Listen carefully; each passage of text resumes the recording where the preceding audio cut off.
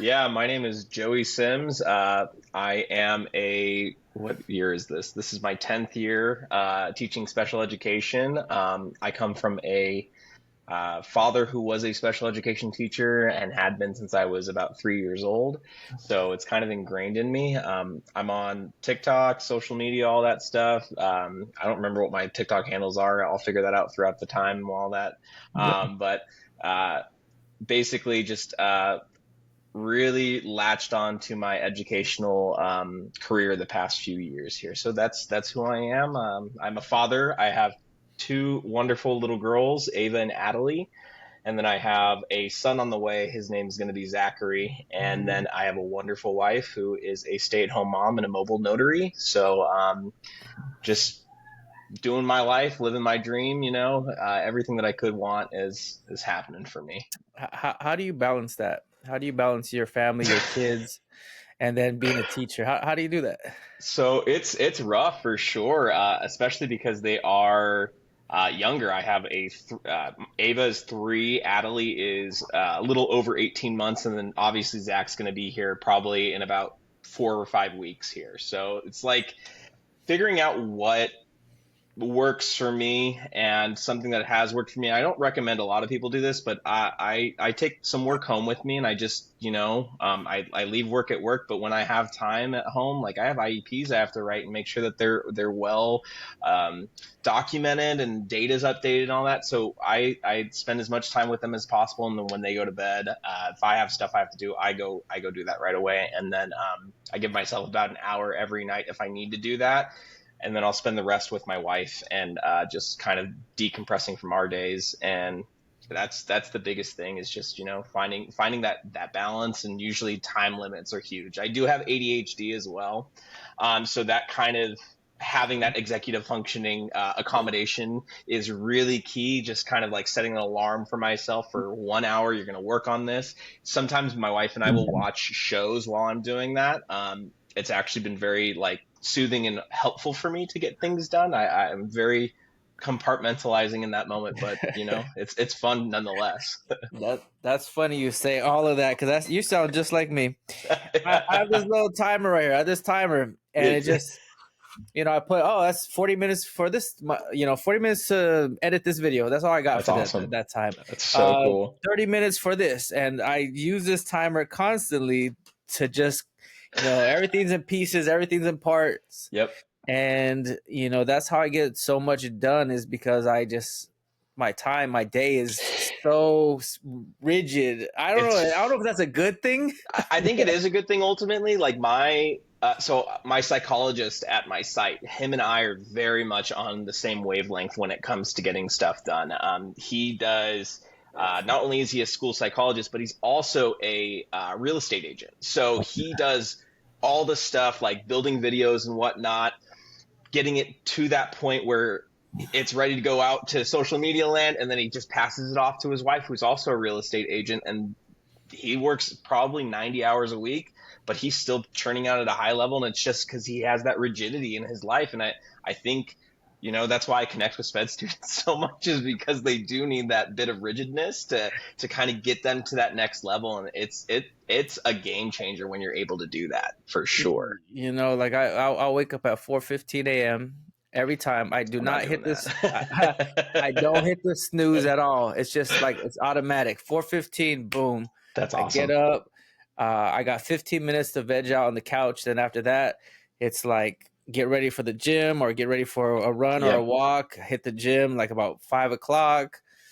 So that's an hour. I come back. I'll read a little bit.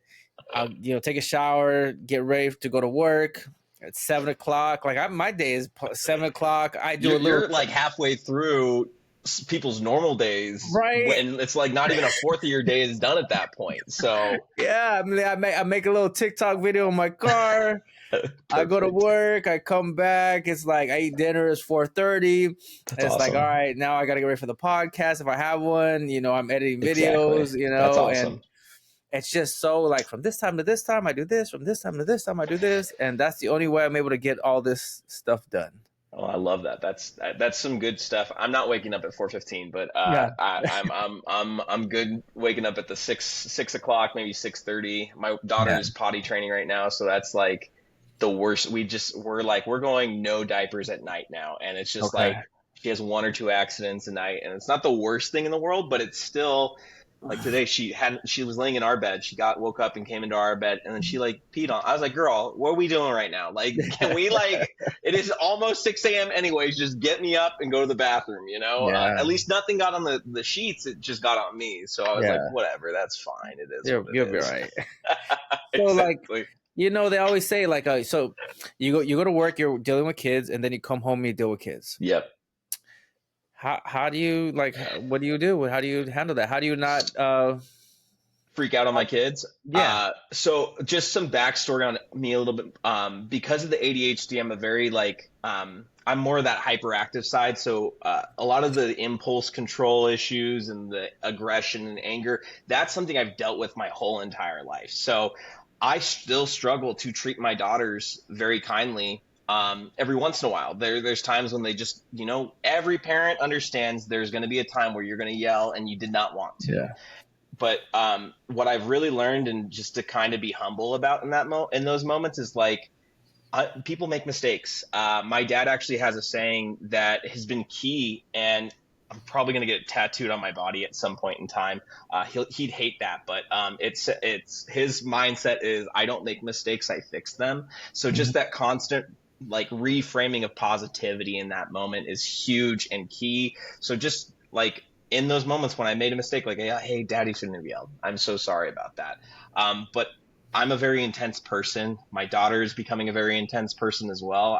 She might have ADHD. We're not 100% sure, but she does. We're going to love her regardless. So it's working with that at school, though. It was a lot harder when I was working with elementary. So I was in elementary. I started at a charter school, and it was K through 12. So there'd been times when I'd have like a kindergarten I'm working on reading skills with, then I go to a 12th grader Yeah. who I'm working on pre-algebra or algebra 2 at that point. And it's just like figuring out what worked. And that was easy because I didn't have kids. I wasn't married. I had my wife, who was my girlfriend at the time. We were engaged. That was about it.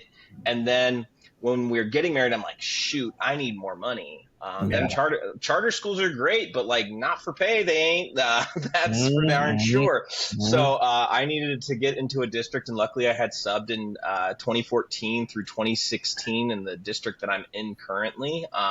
And I knew their procedures. I knew a lot of what they had to do. So I applied. I got a job, and my dad got his golden handshake at that point. So I'm like, oh, shoot, I'm going to go work where he just left, the school he just left. And nope, they put me somewhere completely different. Yeah. I was very frustrated with them, but I ended up like going and doing the best that I could there. And I was an RSP teacher for K through 5. And then my principal and I kind of had beef with each other, and she would purposely do things to, she kind of like feel how the staff would be by using me to say things from a sped standpoint, and then she would completely come back and say, no, no, no, that's not how I represented it to him. I don't know why he's saying that. So Wow. we kind of, it is what it is. I mean, sometimes that happens, right? And so she suggested that I go work in a SDC classroom, which is our special day class, self-contained for those of you who might be listening and don't know what that is. I worked self-contained 3rd through 5th grade from 2019 to 2020, I think 23.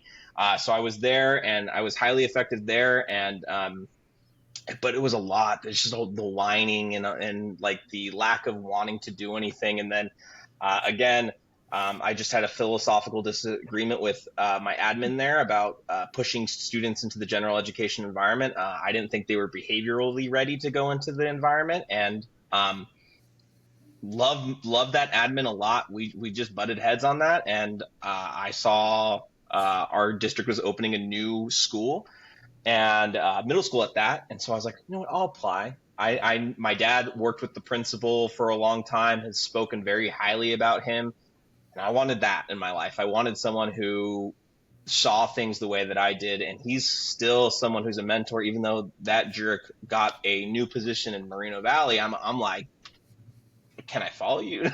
Like as much as I want, like Mm-hmm. he's someone he's like a ride or die for sure.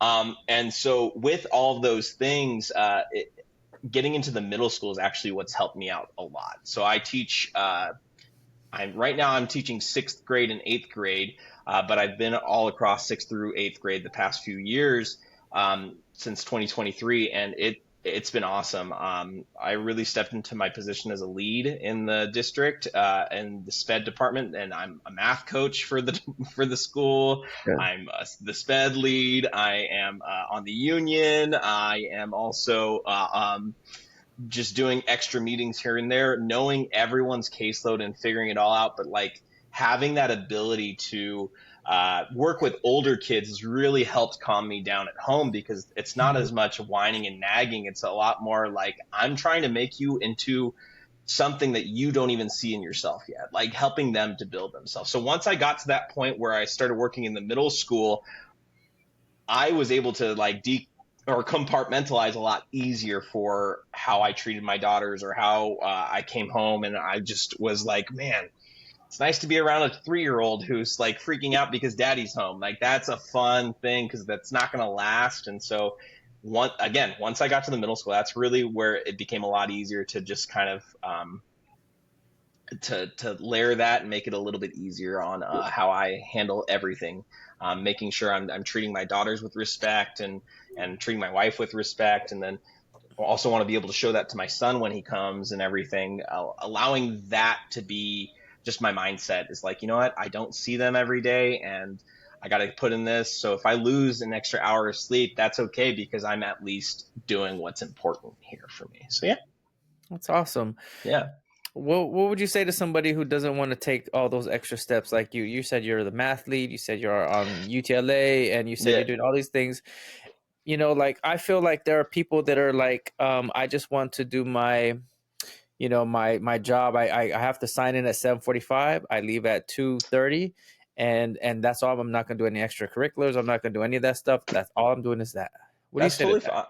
fine. To that, I'm like, that is cool. That's what you signed up for. I mean, I would love to have more people and more support in place, but I'm not going to um, shame you for what you're choosing to make good with your life, because we all have different experiences in life, and as much as my experience does matter, and doesn't disqualify your experience from being how you feel either. So, um, I do have some friends who are teachers who do that, and that's cool. They're very highly effective teachers. It doesn't change. Um, I also just know that having ADHD, I like to think of it like a superpower. I have a lot more to give than a lot of people can, and I don't want anyone to ever feel like they're incapable because I'm giving too much. So it's just like, it is what it is. You can do that. Just know there might be some times that you're going to be like, man, I wish I would have gave a little more, and I don't want to ever live like that. I live this day, or this time, as like, this is a day in my life. I'm not going to get this time back. I'm going to spend the time that I can. And so again, it's like we talked about, it's just making sure we have those rigid timelines in place. And I think that's why I work so well with SPED. It's just the fact that we have timelines. In 15 days I have to respond to this. In 60 days I have to get this AP figured out and everything. The assessment plans are signed. I have to assess a couple students and what. So it's just really recognizing like, hey, there are going to be people who are on the fence of wanting to do things and wanting to be that. That doesn't affect me. That affects you. I mean, I want to be great, and I am great at what I do. Having that understanding and recognition that like, you can do whatever you want. Just know you're only going to get what you put in. So again, you can be highly effective and do that. I personally like to just continually grow. That's how Yeah. I like to see it. Yeah, I think that when I was a new teacher, I think in general, when you're a new teacher, you kind of don't know exactly what to do. And so you kind of stay in your lane and you just kind of learn the craft. You learn the Yep. craft your first 1, 2, 3 years. But then after your first, 3 year, year 3, year 4, year 5, you start to feel like, I want to take that leadership role. Yeah. You get that feeling. Now you could ignore those feelings and just kind of stay back and just like, I'm comfortable here. But I think that life is happens when you get out of your comfort zone and Agreed. you're part of UTLA, or you run Yeah, that after school program, or you're part of some sort of intervention thing, or you run the Halloween car, yep, whatever you got. You do exactly. something and you start to like branch out. And when you do these little things, in my opinion, this is where life starts to happen. You Yep, put yourself out there, you take a chance, you get out of your comfort zone, and then life happens. 100%. You start to feel good. And that's been for me, that's been my story, is where like I started off real, in my little box, and then I was like, okay, Hmm. let me try this, let me go ahead and try this, let me go on. And you put yourself out there, and then things happen, Yeah, just like 100%. miracles Yes, almost exactly. happen. Even like this podcast, my social media, like, let me just make one little video, let me make one video and then see what happens, let me make another video and see what happens. And then all of a sudden it's like, oh, there's all these opportunities happen, and these people are Exactly. reaching out, and like, and so when I see stuff like that, where teachers are like, oh, my time is like right here, 7:30 to 2:15, I get it too. If that's all you could do, if Yeah. that's your capacity, that's great. But then my advice to that would also be that, like, well, if you just take a step when you feel comfortable, Oh, 100%. that's when it starts to feel good as a teacher. You start to do some amazing things. And that's the key, is like, even if you have like you have that person in there, the fundamentalist. I don't know if you know much about Dr. Luis Cruz, who's big Mhm. in the PLC world and everything. Mike Matos, they're we because I'm not actually a part of LA's union. I'm in Menifee, so Menifee. I'm part of the MTA and all that stuff. But like getting into that all that stuff, so our district goes out to these conferences every so often. So we went to a PLC summit. Dr. Luis Cruz was fantastic there. He has good ideas and whatnot. It's just getting to that point where it gets at me, because I'm like, man, like I want to go do that. And then I just realized there's these fundamentalists like, nope, this is what I'm paid for. This is what I'm going to do.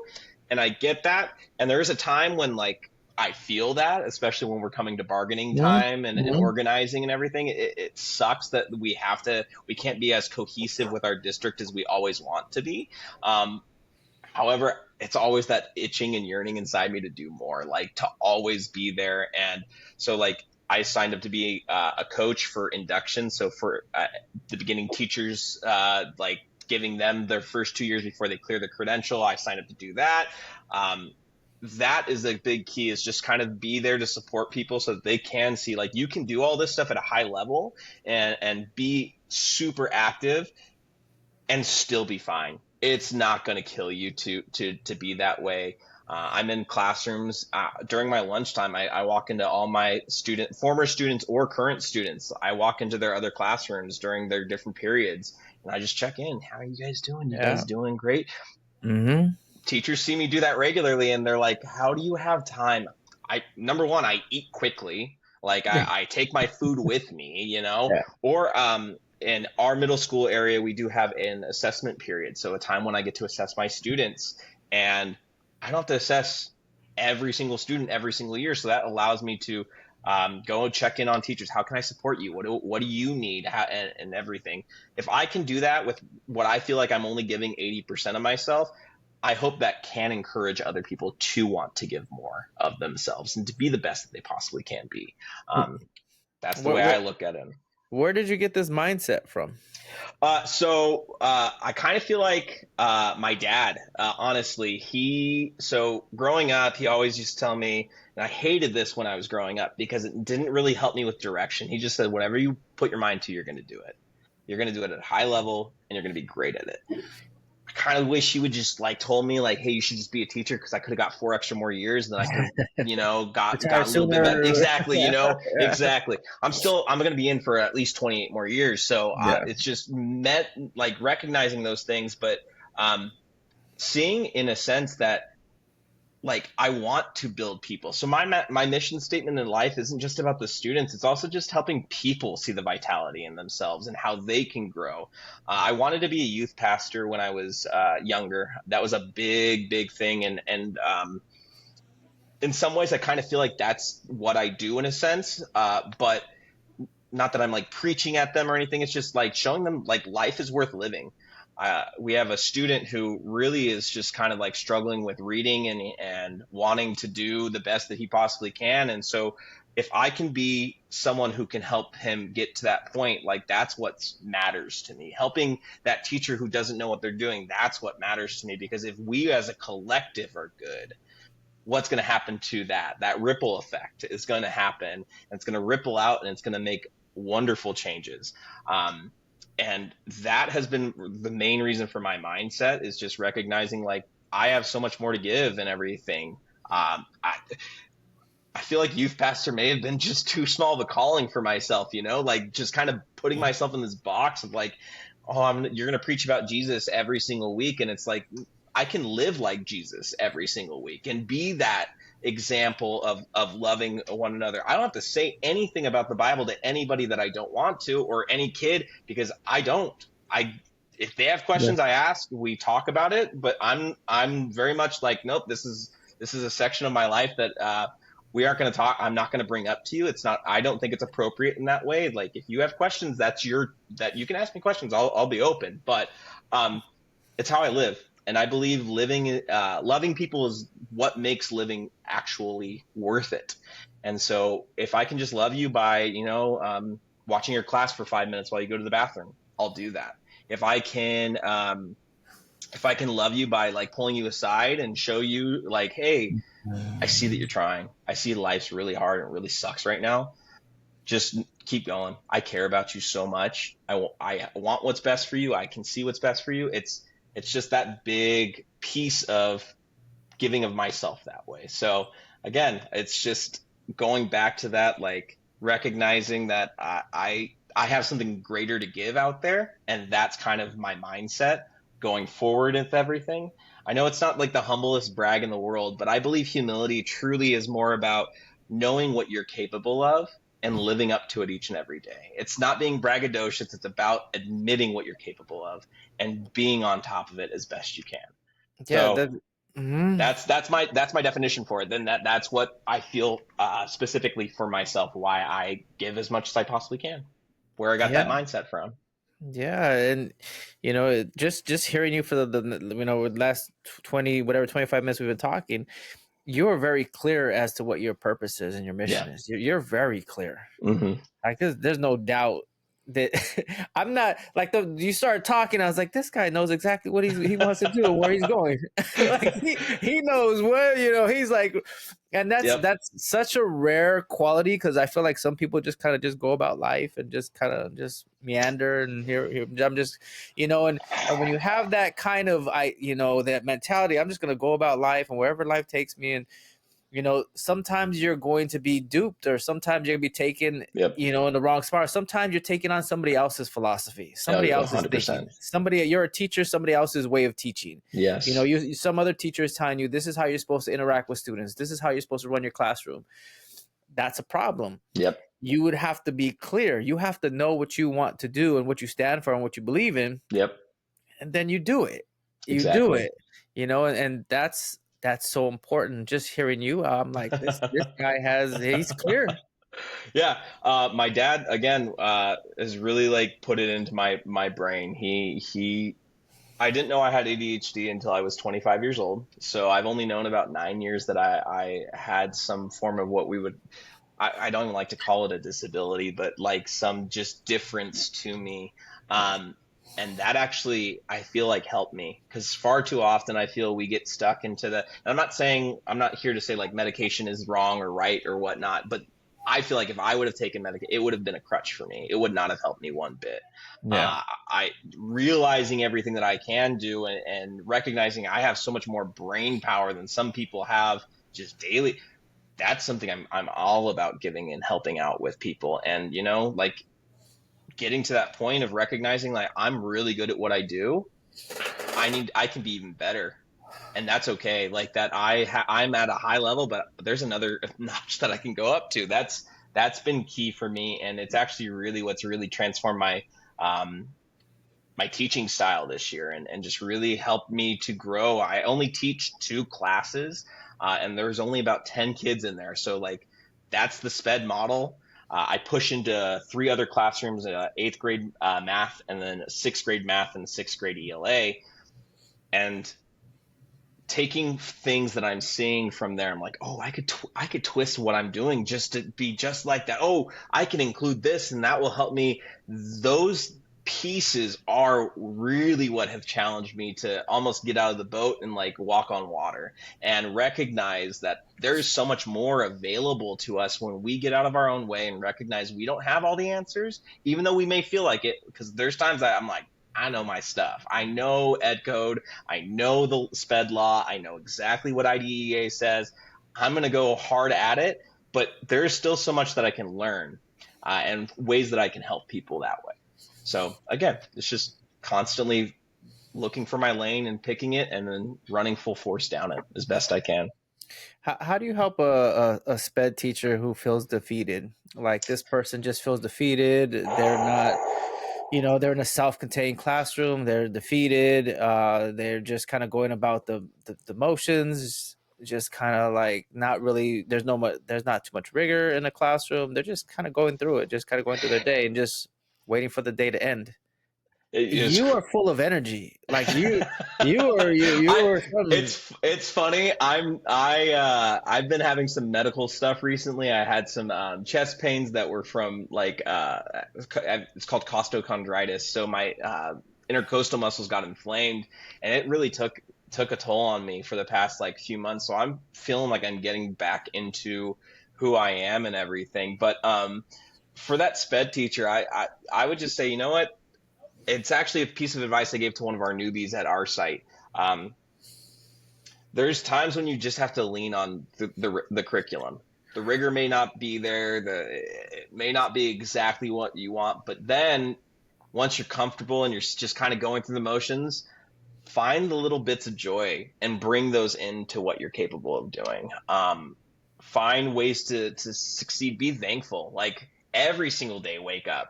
Be thankful that you're ready to go and all that. Be thankful that you woke up another day. Be thankful that you have this job. I think thankfulness is actually a huge mindfulness step that many people forget.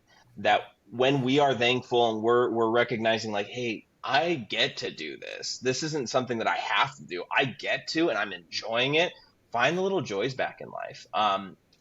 Honestly, what helped me the most, this is going to sound so ridiculous, but what helped me out the most when I was struggling at both my sites, I would bump Whitney Houston hardcore every single morning, just pump me up as much as possible. what song? I What want, song? I want to dance with somebody. I said just every single day. And then Cyndi Lauper, add her in there, like Girls just want to have fun. exactly, exactly where I was going with that. And then just kind of just play that through my day. And honestly, my last observation I just had last week, I just talked to my my observing admin. He was like, it's really weird. Like you were bumping music while you were teaching. The kids weren't focused on the music. They were clearly focused on you, but it kind of helped the structure of the class kind of flow a little bit better. I was like, yeah, no, I always play some form of music. Sometimes when I can see the kids are a little bit more off task, I'll put lo-fi beats on, but sometimes I'm just playing 80s and 90s music. And sometimes Justin Bieber comes across for whatever reason. This is a 90s mix. I don't need the Biebs on this. I can handle this, but I want to dance to somebody like, and girls just want to have fun have been like my mainstays for the past like 5-6 years. And I am a white, like 34-year-old man. There's no reason why I need to be listening to those songs as regularly as I am, but by God, it works. You want to know why I have so much energy? Because I have to, and I bring it in that way through the music. So I just finding those moments of joy any way you possibly can. I think that's the best way. And then letting your students experience joy, letting them experience failure sometimes too, can actually bring some of the best joy in the world. We really worked on our rigor this past year. We got a new curriculum, so we're really just seeing how that flows for math. And I'm just letting my kids fail, letting them get to a point where like, I can't do this. I'm like, no, you can. You really can. It sucks that you messed up this problem, but guess what? I don't make mistakes. I fix them. And that's been my whole mindset coming in and just recognizing like, I can do so much more. I make mistakes. I don't make them. I fix them and I grow from them. And that's the big key, I think. So anyone who's struggling, just find little ways to get happy. And joy supersedes happiness. So joy is what happiness tries to be, but very badly, in my opinion. And the more we recognize that we can be joyful in the moments um, that we're struggling in, I think that's the key to allowing us to kind of grow and be the best that we possibly can be. Yeah, yeah, I get what you're saying. You know, I try to smile as more than I try to frown at work. You know, I try to laugh more often. You know, I try to have these little interactions with the kids and teachers and people that bring me joy and happiness and Yep, smiles. If I could lift somebody else up, I feel good. You know, if I that's could, exactly right. you know, if I could do, you know, go to classroom and make somebody else feel good about themselves, man, I feel better too. We both feel good together. And Exactly. you do that quite, you know, so, you know, throughout your day, you just keep doing that throughout your day. You're going to have a good day no matter what's thrown at you. No matter what's thrown Well, at you, and you have a good day. the cool part is the more you do that, the more that you're helping people out, the more they recognize them, the more that they're going to be thankful for you. And then that's the reason why you're going into work. And Hmm. I'm in my newer sped teachers rooms once or twice a day, just checking, hey, how's everything going? What can I help you with? How can I help support you in this? You're new to our district. What do you need? Hey, I have this IEP. Can you look it over for me? Yeah, just send it over to me. I'll look at it really quickly. Perfect. You did a great job. Um, and I think that's the big key is like sometimes another piece to someone who is struggling in that position, don't isolate yourself. Go talk to other people. Go like experience, like go, if you're SDC, you're stuck in the 3 to 5 combo class or the TK through 2, which is apparently what's happening now too. TK to Uh, two, yeah. don't go find your RSP teacher who's in the same grade band as you are. Go commiserate with them. Go have a drink with them every once in a while. That was a big change for us specifically this year. Our principal, like 3 days before the new school year, he got an ELOP position, a director position for ELOP at Moreno Valley, and we're like, what the frick, are you really leaving us? Like we built this because we opened the school together. All of us Yeah. came together, and we ended up hanging out with him recently, and it just really alleviated a lot of pressure that we all had, and feeling like, it's rough because our poor new principal is coming into the situation. We don't know how he's going to handle things. We don't know what he's going to do exactly, but we want to support him nonetheless. And this is our baby. Like we want to make sure like our school that I helped choose the acronym that we abide by our characters traits, like RIDE, respect, integrity, determination, and empathy. And I fought hard for empathy to be the last one because I think that is the key. So part of it is just like having those moments and just realizing that like uh, truly we can empathize with one another because we're going through the same stuff. Like we know what it's like when we're going through that. And I totally understand the struggle and the want and the desire, but like you can't let that defeat you. You have to figure out a way to grow past it. And I don't know if it's my Christianity, my background in that I feel that way. I would like to think it's not, but I do think it is, that I was built this way because I'm going to help people. That's just the way I feel. And I've been blessed with that. I've been blessed with the privilege that I am where I'm at. I came from a two-parent household who did love each other and did show love to one another. Um, and my wife, her family, even though they both had 2 divorces prior, they came together when my wife was 2 years old, and they got married when she was 4, and they're still in love and still together. Like that in and of itself, like I'm blessed by all that around me, and I recognize that. And it's just I want people to realize there's a better way for things, and if I can help you do that, that's great. If I can't, I'll be praying for you, and I'll be sending you all the good vibes and the good thoughts, and that's the best that I can do for you.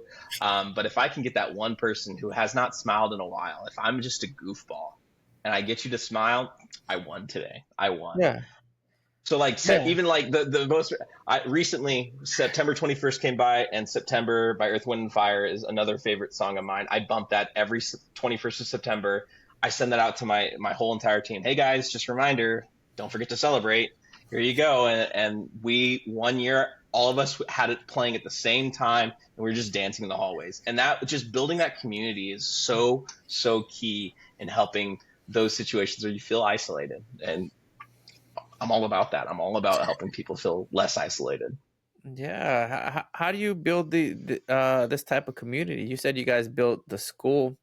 How do you build a community? And how do you turn a community around if it doesn't have a strong community? It sucks when it doesn't have that. We're blessed because a lot of us chose to be at this school. I think there was maybe like 4 or 5 who did not really necessarily choose. They kind of got forced over due to number moving and Yeah. everything, but they came in with a good attitude, which was great. It's honestly just recognizing, in my opinion, the easiest way to do it is through food. Like, Yeah. so start a food Friday. We're doing Souptober right now, which is really fun. We had like 4 soups, and then some other people brought some like bread and whatnot. We're going to be doing breakfast this Friday and soup tomorrow. Tomorrow's Friday. Holy crap! But we're doing soup and breakfast tomorrow, and it's just like building these little things and um, finding those ways to really just come together, like be it in the staff lounge or just down the hall and everything, having drinks available, appropriate drinks obviously available for our teachers on campus and everything to ensure that they're just feeling like seen and heard. And that's been the biggest for us, is just having food around, because it brings everyone's hungry at some point in time, and you're like, Yeah. oh, I don't have to bring lunch today, this is great. And then I just try to my best to say hi to everyone that I possibly can. I'm a friendly face. I had a friend recently tell me, a teacher at my site, we're really close. She was like, Joey gets along with everybody. I kind of worry about the people he doesn't get along with. I go, that's a bad thing if you don't get along with me. Yeah. But because I'm always trying, even if I don't really like know you too well, I'm like, hey, let's go do this. Come on, we have food up in the staff lounge. Let's go up there. We'll go party it up. We'll go have some fun. And I think that's the key, though, is just finding little things that you guys like have common ground in. Food is just the easiest way because everyone needs to eat. Coffee's another way. The staff meetings, when we have our staff meetings, just making sure that like I go say hi to almost everybody in the staff room. Just, hey, how you doing? It's good to see you. Hope you're doing great. How's your year going? That's actually been the biggest key to building that community. And we've luckily got a few people who came in this year who are just kind of positioning themselves right in there and everything. And we did have one who was getting flipped off by a student. It was great. And then middle schoolers be testy for sure. So luckily I knew the guy. I was like, hey, I just saw that happen. Let's go up to the front office. And I took him from that situation for 2 reasons. One, I knew he was going to get his butt more in trouble if I didn't take him. And then 2, to support my staff member who I barely know, but just know that he has a commonality in me and that we're both teachers here. And that is something worth supporting. So again, food, taking things for each other, supporting each other whatever way we can. Yeah, That's distribute the load. Distribute the load. Exactly. Yeah. The other day, I was having a rough day. I was dealing with something with some students, and whatever. And I came back and I brought a student. Frustrating time. It was like a good, I don't know, 40 minutes of a frustrating time, and I'm able to bring the student back to the classroom. Walk the student back in the classroom, and the SPED assistant sees me. She looks at me. She's like, "You want a candy?" I looked at her. I was please. like, yes, I do want a candy. So she goes to the closet. She comes back. She has a handful of candy, and then she goes, awesome. She goes, here's the candy, but I recommend this one. This is the best one. And just because of the recommendation, I felt like special. Like she was looking out for me. She and knew she was what you like, wanted. this one. This is the one you need to take. I was like, awesome. okay, I'll take that one. I ate it, and just because you said this is the one, it just made me feel good.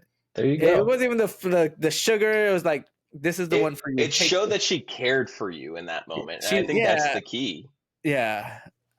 So it was a good moment. So food is I'm with you on that. Yeah. Food and coffee, those are like the 2 keys for most people. Like if you can We have so at at our site we have what are called career technical educational paths, CTE for short, and we have one who's fantastic teacher who does arts and media. Homegirl bought she lives about 45 miles away from us, but she comes every single day. She bought our whole entire wing, which is I think 10 teachers in the wing. She bought all of us coffee, Man. and it made my stomach upset, but man, the gesture was fantastic. It was great. I'm not all about all that dairy, but she still like thought it. And the next week she brought me just an Americano from that same place. And I was like, so thoughtful of you. Like again, we're friends, we're next door neighbors and everything. So it's just nice to be like seen and heard. And I think that's something that our students feel too. So when they truly feel seen and heard, that's when you see the most gain. But I think what you were saying earlier about the whole, you got to get out of your comfort zone. A lot of teachers are uncomfortable seeing and hearing students truthfully. They just kind of want that autonomy in their classroom to do what they need to do. Yeah. And I've very much learned over the past year alone that, you know what, I could fight this kid like at like that verbal level of like arguing and just go back and forth with them and everything. But what's that really going to do? They're going to be more emboldened.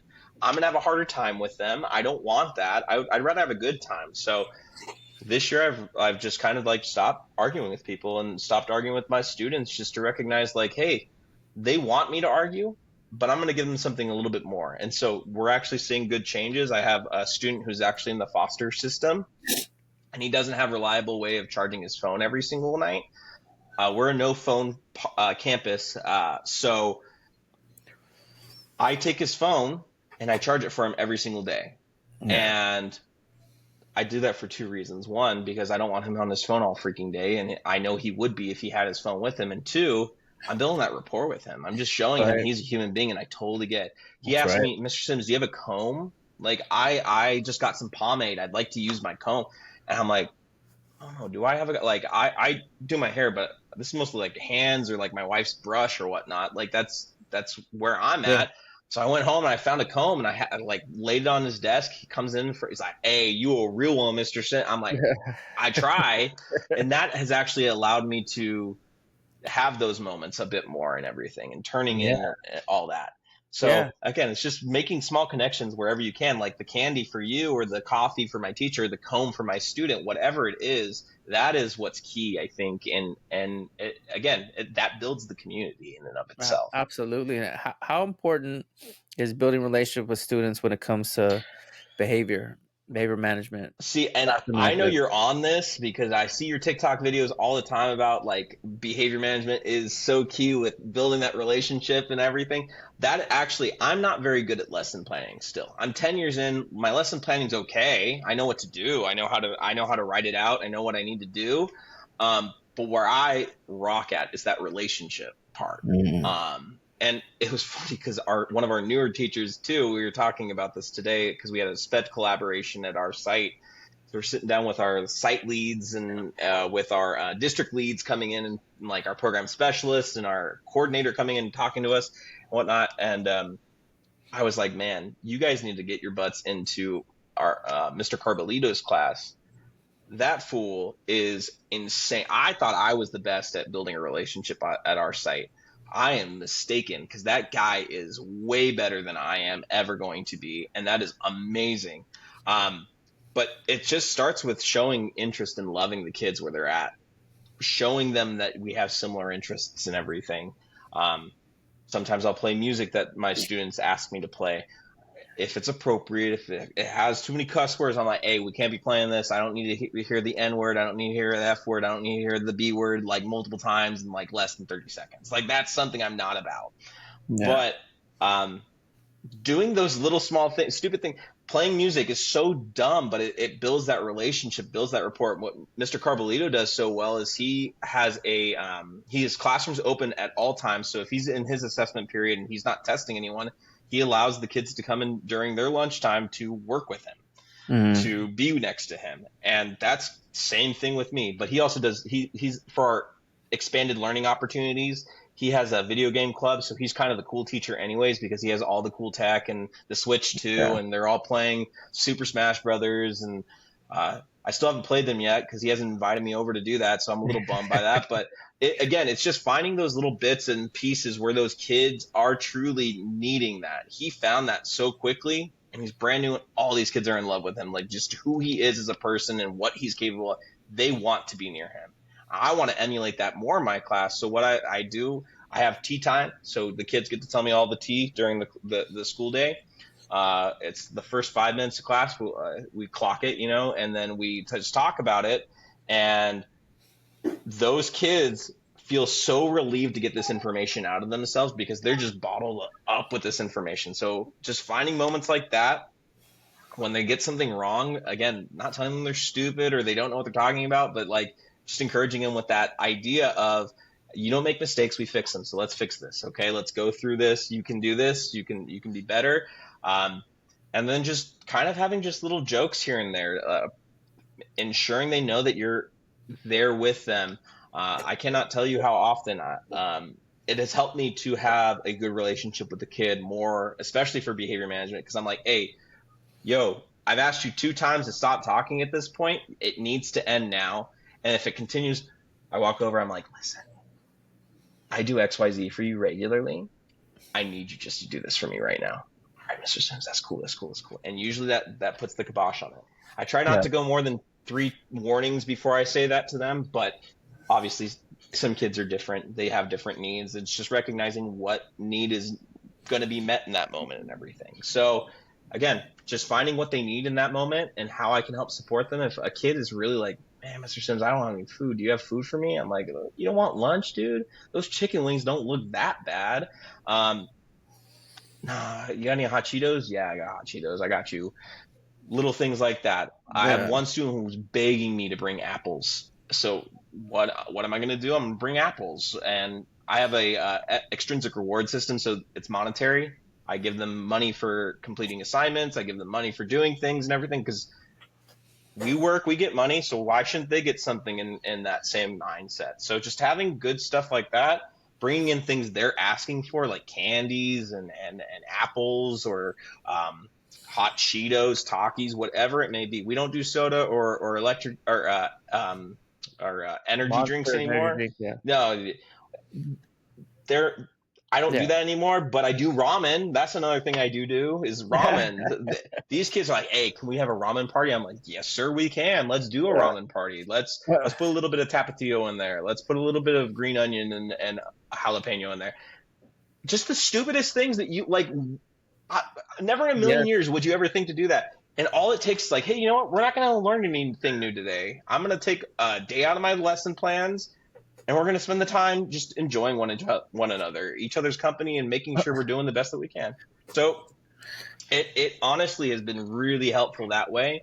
And just recognizing that, some days kids are going to be really pissed off at me and giving them their space. Like, hey, whenever you're ready, just let me know. But I've definitely learned that it's best done through those little rewards and everything, just building the relationship the best that we can. And then I think secondary to that is building a good relationship with the parents, letting the parents know that how much you care about their kid and how much you want their student to do the best that they possibly can has been the defining feature in why I'm so successful, especially writing IEPs or running IEP meetings, and why I can get parents to agree to things that they haven't in previous schools, or why parents feel so okay with like letting go of certain biases they may have had from a previous school. It's just because I truly show that I care, and their students go home, Mr. Sims did this today and he was awesome. And then I hear about it later on. The parents just like, man, thank you so much for doing that. I really do appreciate what you're doing there. So again, it's just like that 6-7, that mixture of I did it. I was like, oh crap. You gotta say 6-7 then. Yeah, exactly. Once the hands go up, it just comes out. Yeah. But that idea of like just really building the relationship, not just at school, but something that goes beyond the school too. So with their parents and with them, and just letting them know like, hey, I'm like this with your parents right now. I don't want to call them. That's not my thing. So let's shape it up. Let's get good. And that is actually what's helped out my behavior management system a lot better. So yeah. Yeah, I've done the exact same things that you're talking about. Just bringing like little treats, I know you have, exactly. little things. It could be anything. I remember just like somebody said, we're talking about gushers, and somebody said, I've never had gushers. I was like, you've never had gushers? What? Get them right now. Gushers tomorrow. Everybody's gonna get a bag of gushers tomorrow. We're all gonna sit here and we're all gonna rate these gushers. We're gonna be different flavors. We're gonna rate them. I love that. Fruit by. You've never had fruit by the foot? Everybody's gonna get fruit by the foot right now. Everyone's gonna get one. Like just like these little things that they'll remember for the rest of their lives. Yep, agreed. These little things. We would have we'd get breakfast burritos in the morning, and it'd be like, let's have a breakfast burrito eating contest. How fast can you eat this breakfast burrito? These are like sixth grade students. They're like, real quick, damn, 10 seconds. I love that. How did you do it? So like just these little moments that you play a certain song, you do these little things that are out of the ordinary that they'll remember for the rest of their lives. You going out of your way, you changing the schedule, you doing something different for somebody else, they'll remember for the rest of their lives. And then you build that rapport, and there's deposits in the bank account. So when you have to make an ask of a student, when you have to ask them to settle down or go back to the seat, they know that you really care about them. That you want the best for them. Yep. And they'll be like, all right, I'll do it. Oh, my bad, mister. I'll go back, I didn't mean to do it. My bad. I go, it is your bad. Because you know better. So let's shape it up. But I couldn't say that if I didn't put in the work to get to that point. I wouldn't be able to say those things to them. And I think sometimes teachers just think my word is law. No. I do believe we should give just the amount of respect of like, yes, sir, yes, ma'am, whatever that may be. But true respect is not given, it's earned. And sometimes we need to be the model for those students to learn how to earn it. So, I say sorry first all the time, even if I did nothing. Like, I'm sorry if I offended you, if my voice was higher than it should have been, if my body language was intimidating, I apologize. I'm not trying to hurt you or offend you in any way. So I'll start by saying I'm sorry first. I think that's one of the first videos I've seen from you on TikTok was when you were talking about like, I'm all about saying I'm sorry first. And I was like, dang, I like this guy just from what I've heard and what I've seen so far. Yeah. I think the more we can recognize that we have that ability to enact change just by modeling the correct behavior. Yeah. That's when we really, truly see that growth overall. Yeah. Yeah. Well, Joey, this has been a great podcast. We're coming to the end of the podcast here. When we get toward the end of the podcast, I always ask my guests, what are some tips for some future educators? And what is one or two tips that you could give to us? Let's go special education, for a special education young teacher who's just started, and maybe they're a paraprofessional. Maybe they're a paraprofessional and they got their credentials, and now they're going to be a SPED teacher in a self-contained classroom. Yeah. For that, I would just say build that relationship. That's first and foremost. The curriculum is going to be there for the most part. I know some schools don't have it or whatnot, but you'll have some form of curricular skill to work on there. So lean on that to do for your lesson planning and make sure that that's a key component, and just build the relationships as much as possible. And the more comfortable you get into it, then you can start to see, like we were saying, that joy with like, you've never had gushers before? Let's do a science experiment. Okay, what's the best gusher? Or like, who likes here's a statistics problem. Like, who likes the best gusher? Then those are times when you can start to see that extension of the learning happening. So one is to build relationships, and then two is to not take it as seriously as some people do. Mm-hmm. I think far too often we put all of our eggs into one basket, and that leaves us eggless out here. Like we need to have some form of sanity. Yeah. It is a serious job, 100%, but give yourself that ability to be like, man, that sucks. It's okay to say sucks. I had a student that I walked by. She was in the counselor's office, and I walked up to her and I was like, hey, how are you doing? I haven't seen you in a couple of days. She goes, I'm fine. I'm like, you don't look fine. It's okay to not be fine. I hope you know that. Like, it is okay to not be fine. So in the same vein, it is okay to not have everything buttoned up. It's okay not to be the best teacher day one. It is okay to have struggles. It is okay to to have a crappy IEP that you write. If I read my IEPs that I wrote when I was first starting out in 2016, man, I would be pissed at myself because there's so many things that I don't do right, did not do right in those. So now it's just recognizing like you're going to grow, you're human. We don't make mistakes, we just fix them. And that's the biggest key advice is relationships, and you don't have to be perfect. So There it is. There it yeah, is. definitely. Well, Joey, thank you so much for being on the Yeah, for sure. podcast. It was a great conversation. I enjoyed your energy. I enjoyed your philosophy, and I enjoyed how you were certain as to what you stand for and what you believe in. I appreciate And I that. think that everybody who listens to this podcast will appreciate that as well. So thank you so much for being Definitely. on the podcast. Awesome.